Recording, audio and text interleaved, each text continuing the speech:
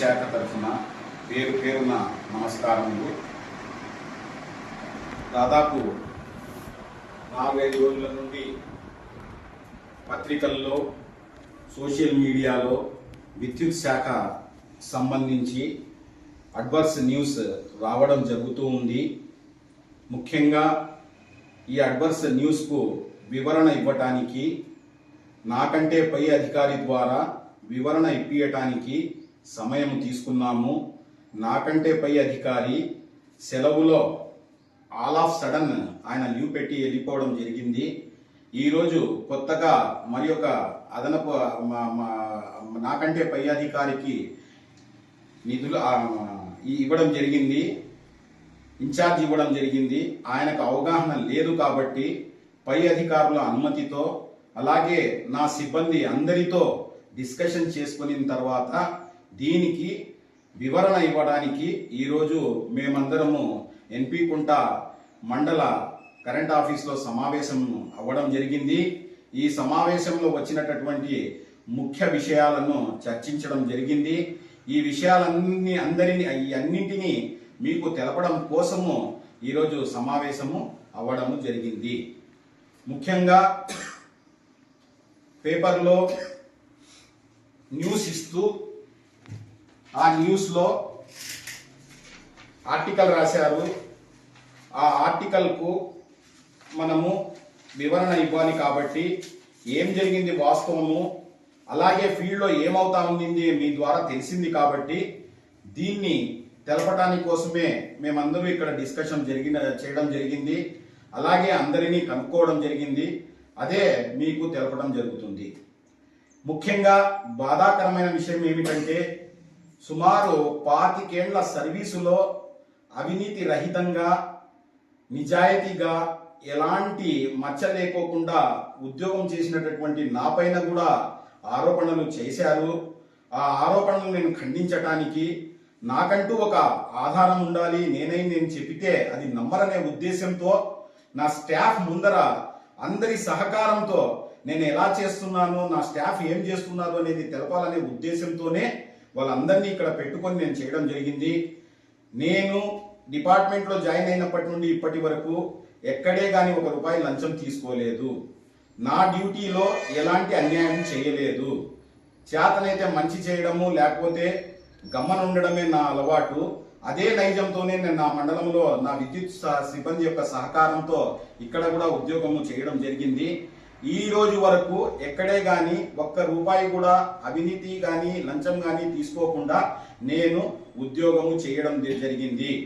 ఇది నిజమా కాదా అనేది నా స్టాఫ్ అందరికీ మీ ముందర అడుగుతున్నాను. వీళ్ళందరూ చెప్తారు. చూడండి, ఏమా నేను ఎప్పుడైనా ఎవరికైనా ₹1 లంచం తీసుకున్నామా? చేతులు ఎక్కడైనా తీసుకోలేదా? నిజాయితీగా పనిచేశానా? నాకే సంబంధం లేదు కదా. ఇది విషయము. అయినా కానీ కొన్ని సోషల్ మీడియాలలో, ప్రముఖ దినపత్రికల్లో కాకపోయినప్పటికీ సోషల్ మీడియా గ్రూపుల్లో నాకు కూడా అవినీతి మచ్చను అంటించినారు. దానికి కూడా నేను సమాధానం ఇవ్వాల్సి ఉంటుంది. తొలుతగా ప్రముఖ దినపత్రికల్లో వచ్చినటువంటి 8వ తేదీ విద్యుత్ కనెక్షన్ల కోసం ప్రదక్షిణలు అని చెప్పి పెట్టారు. దాంట్లో రైతు నడ్డి విరుస్తున్న సిబ్బంది అని పెట్టారు.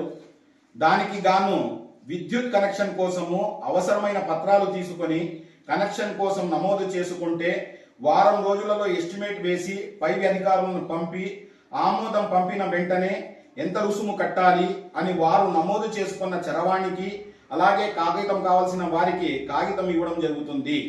వారు తమ బ్యాంకు ఖాతా ద్వారా స్వయముగా నేరుగా సంస్థకు చెల్లించుకోవచ్చును. ఎస్టిమేట్ సర్వేకు పోయినప్పుడు నేను స్వయంగా రైతులకు ఎవ్వరికి ఎలాంటి రుసుము ఇవ్వకండి, సీనియారిటీ ప్రకారం మీ సర్వీసు మీకు వస్తుందని తెలపడమైనది.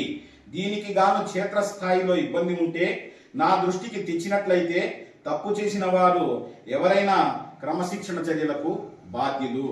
నా స్టాఫ్ ద్వారా నేను రైతు బోర్కు ఇన్స్పెక్షన్కు పోయినప్పుడు, ఆడ సర్వే చేసినప్పుడు వాళ్ళు రండి సార్, మంచినీళ్లు తాగండి సార్, మజ్జిగ తాగండి సార్, లేదా ఏదన్నా ప్రలోభాలకు లోను చేసినప్పుడు కూడా నేను స్వయంగా నా సిబ్బంది సహకారంతో ఎవరు ఎక్కడా కానీ ₹1 ఇవ్వాల్సిన అవసరం లేదు, నేను తీసుకోను. అని చెప్పిన మాట వాస్తవమా కాదా రెడ్డి? నేను తీసుకున్నానా? ఎవరికన్నా అడిగినానా? ఎవరన్నా ఇచ్చారా? ఏం రెడ్డప్ప మరి రాము ఏమా? ఇది వాస్తవం అండి. అలాగే బోరు లేకపోయినా ఒక ఉద్యోగికి సామాగ్రి అని రాశారు. ఇది ఏ విధంగా స్ప్రెడ్ అయిందో తెలియదు. వాస్తవం అయితే అది కాదు. ఆయన స్టాఫ్ అయితే మన డిపార్ట్మెంటల్ స్టాఫే. వాళ్ళ తల్లి అయినటువంటి Shrimati R Sarojamma, wife of R Venkataramana, మరికొమ్మ తిన్న పంచాయతీకి సంబంధించి జేఎల్ఎం సంబంధించి జూలై 2021లో అప్లికేషన్ సమర్పించడమైనది. దీనికి సంబంధించిన ఆధార్ కార్డు, అంగీకార పత్రము, బోరు ఉన్నట్లు సర్టిఫికెట్, బోరు వేసినట్లు బోర్వెల్ నుండి రసీదు, భూమి సర్వే నంబర్కు సంబంధించిన 1B నమూనా పత్రము, ముఖ్యంగా మండల రెవెన్యూ అధికారి జారీ చేయబడిన బాటా సర్టిఫికెట్ మరియు విద్యుత్ ఇవ్వడానికి ఎలాంటి ఆక్షేపణ లేని సర్వే నంబర్ పొందుపరుస్తూ జారీ చేయబడిన ధృవీకరణ పత్రములు అన్నీ కూడా ఆఫీసుకు సమర్పించడం జరిగింది. ఇవన్నీ సమర్పించిన తర్వాత, ఎస్టిమేట్ వేసిన తర్వాత, ఎస్టిమేట్ శాంక్షన్ అయిన తర్వాత 25/8/2023లో డబ్బు కట్టి ఉన్నారు. వరుస క్రమంలో మాత్రమే వారికి వచ్చిన మెటీరియల్ ఇవ్వడం జరిగింది. ఇందులో ఏమైనా లోపం ఉంటే మళ్ళీ లోతుగా విచారణ చేసి చర్యలు తీసుకోగల వాళ్ళము. ఇందుకు సంబంధించిన పత్రములు అన్నీ సోదర విలేకరులకు సంప్రదించినటువంటి సోదర విలేకరులకు చూపడము జరిగినది. ఇది యాక్చువల్గా ఏం జరిగిందో ఏమైతే తెలియదు.